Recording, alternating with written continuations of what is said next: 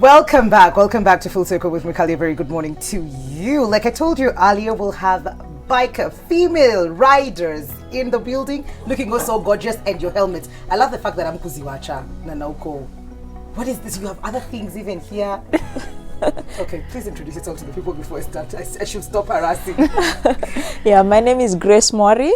I am a motorcycle tour guide and an instructor for off-road riding skills, and also part of the women bikers community. Oh, wow. Boy. My name is Amanya Kuchio. I am a mother, a social worker, an entrepreneur. I work for the German Chamber of Commerce, and I run a courier company as well. An all-female courier company. I was waiting for that bit because it's not just your usual. There's so many firsts when I listen to your stories just from the introduction. You're the very first female motorcycle tour guide I've ever met in my life. I didn't even think of them. You know what I mean? Like it's like tour guide lazima tuende Masai Mara hivi tumekanda lile gari, but then discovering places is a thing for you that you used to do even before. With the riding came discovering new places. How did you get into the scene? Well, I started with an adventure, just myself and with friends. And after that, it was back in India. We went to the Himalayas. And when I came back, I realized, wow, you can actually see the real country, deep country on motorcycles. So yeah, we started a company, motorcycle tour company, where we take just the way you go in a van to Masai Mara. Yes. We take bikes, we tour the whole of Kenya and East Africa on motorcycles. Wow. So we get to go to the places where cars don't even get to. Okay. Yes. That's beautiful. That was in India. That was in India. So the company started in Kenya. Okay. Yes. Okay. So that is happening here. But then for me to enjoy that, I either choose to pillion all the way or maybe get a bike. So you need to learn how to ride. Yes, because if you want to go deep into the country, sometimes the road can get quite rough and it won't be so much fun if you're a pillion. Okay. So it's nice if you can ride. Otherwise, we bring a support vehicle where if you're a non-rider, you can still enjoy the same route, the same places, but from the car, or a buggy. Okay, buggy ni gani? Buggy is the types of quad bikes, ATVs. Oh, yeah. Okay, yes. Cool. I got that. Guys, don't judge me. Don't be like that. Amanya, how did you get into the scene? How did you get into riding? Well, at some point I was working outside Nairobi for quite a number of years, and motorcycles were the most convenient way to get around. So I had promised myself that if I continue working, say in the Bundus for longer, then it's more convenient to just have my own bike rather than depending on other borders to get you places. So, but then just around that time, I came back to Nairobi, and the traffic was ridiculous. So the thing that you were dealing with, uko nyuma ilikuanga motorbikes are easier. Yes. They were available. Now here, we have traffic. Here there was traffic, and I was like, we cannot live like this. It was too chaotic because I live quite far from where I work, so I would spend so much time in traffic. And since it's an idea I'd been thinking about, I was like, it is time to get the bike. It is just time for this. And then it opened up a whole world of things because, like Grace said, I didn't know you could travel on motorcycles. You could go anywhere. You could go to so many places. So it just really opened up things for me after that. So it was a way to commute, but also a way to have adventure. How long has it been for you since you started riding? 2.5 years now. Whoa. Yes. And for you? Grace? 7 years now. Wow. 7 is a lot. It is a lot. It's a whole child. You know? It's been fantastic journey. Challenges, fun. It's been a mixture of everything. Oh my goodness. So on Saturday, which was the International Female Riders Day, that was Saturday, and it's celebrated every first Saturday of May. So that happened to, what was happening here? What does that day even mean to you? Wow, that day is one day that we as women bikers in Kenya, we always look forward to this day every year because, in Kenya we have many clubs, many riders clubs. We have Inked Sisterhood, Women Bikers Association, Throttle Queens, many. So if you're riding a scooter or riding chopper or off-road bike, whatever it is that you ride, the meaning is as long as you ride. So we always look forward to this day that all the women bikers in Kenya come together. Wow. And the most interesting part, well, first, the day is about just riding. Come together as women and just ride, you know. But in Kenya, we chose to do it with to combine it with a CSR program. So we do visit children's homes, support cancer survivors, and this year we decided to plant trees. Oh wow. Yes. So that was happening on Saturday? On Saturday. I don't know why I had just goosebumps. It's just, I think it's beautiful because it would have been easier to just be like, hey guys, let's hang out, tumefungiwa, this is the one time we get to have fun, let's just ride away. But then not just, where did we plant the trees? Where was this place? So we had 3 locations. Okay. We went to Olepolos in Kajiado, then Karura Forest and Bomas of Kenya. Okay. Yes. Why those particular places? Well, we've been working in partnership for this particular initiative with the Miti Alliance. Okay. So those are their partners as well. Yeah, so that's how we chose the 3 locations. And are we allowed to be part of this? I mean, it's once a year kind of thing. And it's a good thing that you're also partnering with other companies and organizations to just make the day successful. Is it open to other people who, you know, like I have friends of friends who, you know, ride and then maybe I can just show up and plant trees? Yes, actually it's inclusive because, well, as biker community, we have husbands, brothers, sisters, friends who do not ride. So we create ways ways that they can contribute to the day. But however, the planting of the trees itself was for the lady bikers. Okay. But we had our friends who do not ride and families and everybody else out there contributing in one way or another. So we had people who were contributing, for example, the seed balls, the seedlings. We had people who supported us with petrol, and others who actually contributed to road safety for women bikers. So all these partners that we had were contributing in one way or another, but we did the job. Absolutely. Good stuff. So, Amanya, you mentioned that you're a mom and you are on the road every day. You are your own cage. You are everything. So that means you put yourself at risk every single time you step out, hoping that we, as we drive, we're taking care of you as well, which is a very huge conversation that I've had with bikers. You try at every point that you get to just create awareness as you go.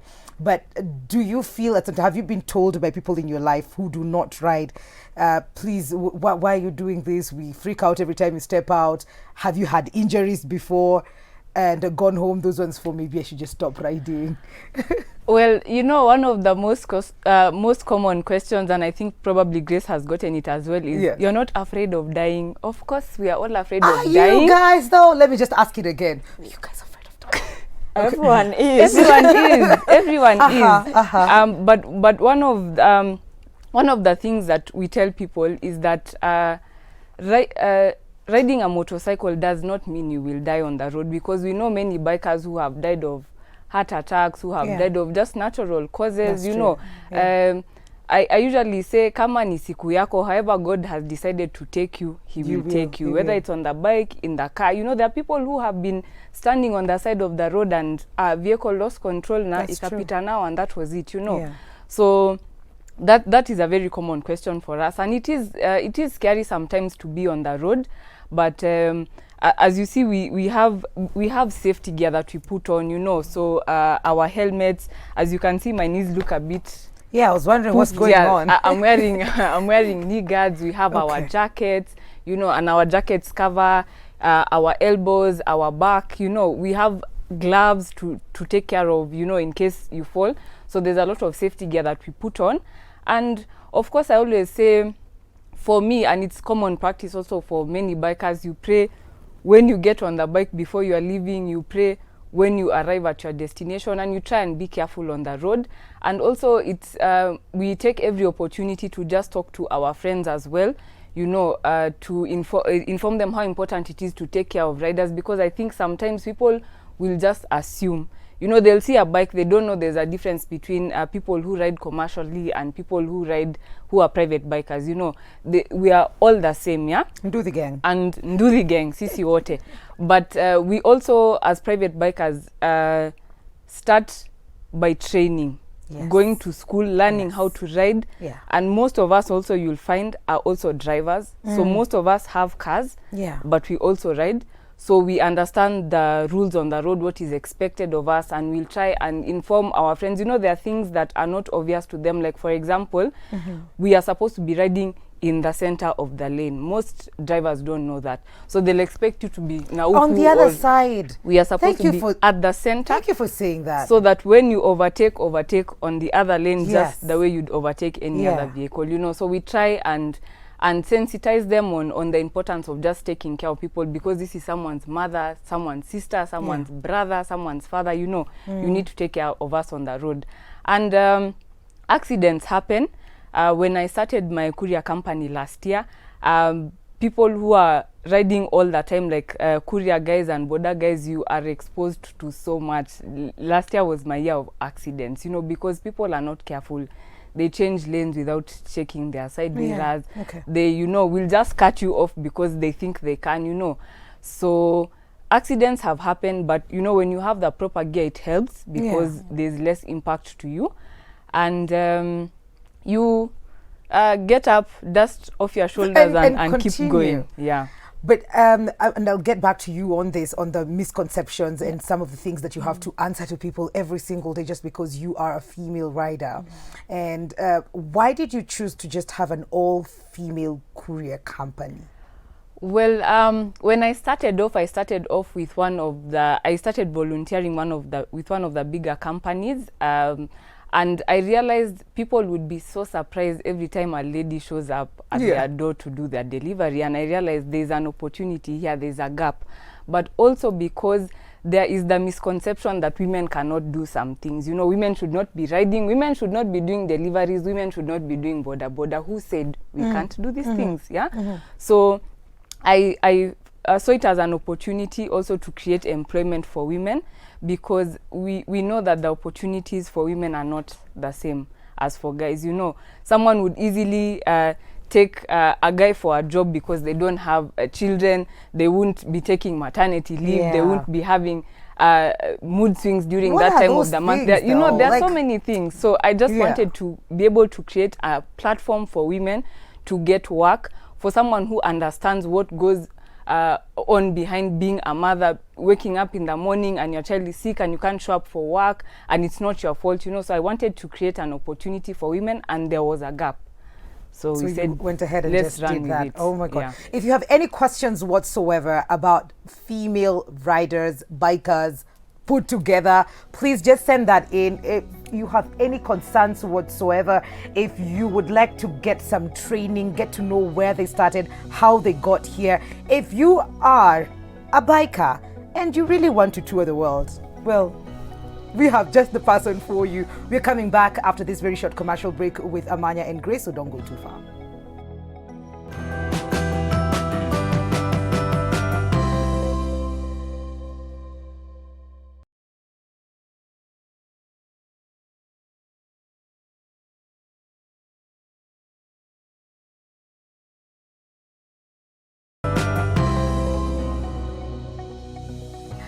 Welcome back to Full Circle with Bukali. I have just been angushaing serious ones, like heavy ones, so I'm trying to speak slowly to just see if I can save myself from another embarrassment. The break was hot, but welcome back. Welcome back, Grace and Amanya, and we are celebrating women who ride. Like, it's not easy, but you've stepped out to do amazing things with this skill. It's not just waking up and going to work. And I wouldn't ignore that you're all wearing branded merchandise. So Offroad Adventure, East Africa, Safari, Enduro, motocross. Nimewacha, sioni, blind. But please tell us more about this and how this is the company that you started. Yes. And the places that you've gone to that are just out of this world. Well, to start with, which was my first ride. I don't know, I was probably crazy to go That for was that crazy. as a first ride. It was on the Himalayas in India. Yeah. I was with 4 of my friends, and we started north of Delhi in a place called Manali, and traveled for 2 weeks up to the border of Pakistan in Kashmir. This was a very difficult trip because I had just, well, when my friends invited me to ride, I didn't know how to ride at all. So they were like, we're going to teach you, we'll go for the test, get your license back in India, and let's go for the trip. We did that for 1 month. 1 month later, we were on the road on the Himalayas. And first day, the day ended after 50 kilometers because I kept on falling. It was my first time in snow in those mountain passes. If you pass after midday, the snow is melting, so much water on the road. So I'm glad that I had friends who understood me and they didn't give me so much pressure. And that's what I usually advise people. When you're going on a trip with friends, let them be patient friends who understand you. Because if I went with people that I didn't know and didn't understand that I was such a beginner, they would probably have left me behind. Is 50 like not a good number, like kilometers? It should be more. Well, we were meant to be doing 200 a day. A day? Yes. Okay, well, you were doing but badly. I was moving at 20 Grace. kilometers per hour. Okay, now I understand. I couldn't get the picture. No, I do. Yes. Okay. And because we had to target like 150 kilometers, 200 kilometers a day, because you're looking at accommodation places, Yes. Places where you can fill up your petrol, where you can buy more food supply and such things. So I distorted the whole plan. Oh, yes. wow. But that was your first ride. That was my totally first ride. worth it. Yes, totally worth it, because after that, surviving that, I got hooked. So then, yeah, living in India, where once my contract was over, I was working with Tata Consultancy back then. I decided, wow, it's time to travel around Asia. So I did 10 countries in Asia. Wow. Myanmar, Vietnam, name them, Cambodia, all the Southeast Asia countries. So I would get to the next country and rent a bike. Were you doing this alone? Yes. So I did what I would call bike packing. Okay. Yes. So, well, back then, that was like 5 years ago. No, 6 years ago. And I couldn't be able to, you know, like cross borders on motorbike with my Kenyan passports. Well, rules.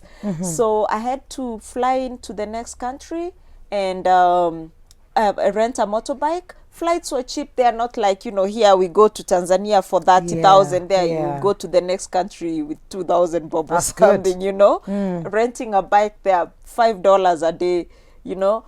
So I traveled all around Southeast Asia on motorbike, and then that's when I really got hooked, you know, like seeing the caves in Vietnam, going to Myanmar in places that, you know, so beautiful. And then, you know, I was keeping away from the cities. I would do like deeper into the countries and meeting the authentic people of those countries. You know, you meet people who have very little but so much to give. Yeah. You know? Yeah. So, and I thought Kenya is equally beautiful, and we should be doing this in Kenya. People should be traveling on motorbikes and see the real country. Yeah. So when I came back home, my partners and I, we decided, okay, let's try this out. And we started doing off-road motorcycle tours, going to places like Turkana. We've gone all the way to Ethiopia along Lake Turkana, going to the coast through, you know, the off-road routes, meeting, you know, it's all about culture, wildlife, scenery. So, yeah, and then with that, off-road training was also born. That's why it's safari, enduro, motocross. So enduro and motocross are off-road motorcycle sports. Mostly, you know, when they say pikipiki za kuruka, yes, that's what happens at Jamhuri grounds, and we do training for that. Okay. So because you know, Kenya has great talent. And we've been participating in races in Zimbabwe, Uganda, in the motocross and enduro scene. And we decided to bring this at a professional level to train the Kenyan youth. And I am so biased, I just want ladies to train for this. We are here for it. Yes. We are here for it. Yeah. So that is ongoing? Yes, is it ongoing? That's ongoing. Okay, yes, okay. I think we'll get more details about that in just a bit. Women Bikers Association, I can read that, at least with a K. Uh-huh. Yes.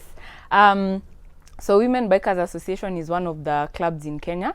And we are the ones charged with coordinating the IFRD rides every year. So we start off the coordination and then bring on board all the other clubs. Yes, and it's open for whoever would like to join, as long as you own a motorcycle and you know how to ride, then you are able to join the club. Yes. That's it. Let's talk about training. I think it was something that's very dear to all of you. Getting riders to be on the road who have undergone training, and it's not happening for everybody. It's not happening for, especially the commercial ones. They will just learn from their friend or from a motorbike that is just lying around in their Kijiji, and then the next thing you know, they're on the road. No license, no nothing. So when you're creating awareness and education for people who want to join the cinema, who are already in it, how do you go about this? Just to make sure that they all get, is it that it's expensive, or they just feel it's unnecessary? Sometimes it comes with attitude, like, okay, let's go train, I know how to move the bike. But this attitude comes from lack of knowledge. Okay. So what we are doing as women bikers is creating campaigns, importance of training and safety. So actually, after the tree planting, the next campaign is about safety. Because if for example, let's talk about the commercial riders. Yes. And they feel, okay, all I need to do is to know how to move the bike. But they don't think about the other things, such as the road rules on the road, safety gear, all these things. So the campaign, hopefully, will not only help private bikers, but it will also help them. And we've seen some of them actually going for training. Yeah. Going for training, getting their license, they wear safety gear, helmets, and all that. Yeah. So training is very important, and it's really important to train first before even buying a bike. Because when you go for training, then that's where you learn about safety kit, because the trainers will do road drills, and depending on what you want to do, whether courier services, taxi, or just commuting or adventure, you'll get a little bit of what you need to ride. The training will cover all that, and then you'll be told about where to buy the safety gear, what you need, what's necessary, how to behave on the road. And then before you buy a bike. Before you buy a bike. Okay. When you're training, you'll actually know, this is the kind of bike that suits me. Okay. Because you go buy a bike before that, and then you have regrets. This bike is too powerful for me, this bike is heavy, or this bike is not for the purpose that I thought I wanted it for. Okay. So training before buying a bike, and the trainers have bikes. The bikes are with the trainers. You go ride test on another bike, and then you can decide to buy your own when you have all the knowledge. Okay. Yeah. I think that's interesting, because you might just end up with something that you don't know anything about the bikes. Yes. So when you go through the training, then it helps or opens up your mind to, this is what works for me. This. That's good. That's good. Maybe I'll just consider, but I don't think it's happening. But you wanted to add on to something? Join the bandwagon, please. Leave. Are there bikes that are big enough, kuna za kalia bike hapo iende ikipoteanga? Believe me, have you seen the border carrying like 2 sacks? Well, Yes, I have. It's not safe. Yes, because it's if you look not. at the ergonomics of the bike, the suspension can handle it. Yeah. I mean, so is it something that you would advise, even like you, if your daughter came, if you have a daughter, and later they're just like, yeah, mom, this is what I want to do. Actually, yes. I'll buy you a bike, my daughter. Yes, I have a daughter. Okay. And she's always going like, when I grow up, nitafanya, she's talking about her Willy, because so for her, she will probably join Grace's club of doing enduro and motocross, yeah? Yes. But definitely. You'll be for that as well. Yeah. Okay. How can people join in and be part of the training and the competition that is happening? And you're saying you're taking it on a professional level now. How can people be a part of that? People who are already in the scene, people who are trying to get in the scene as well.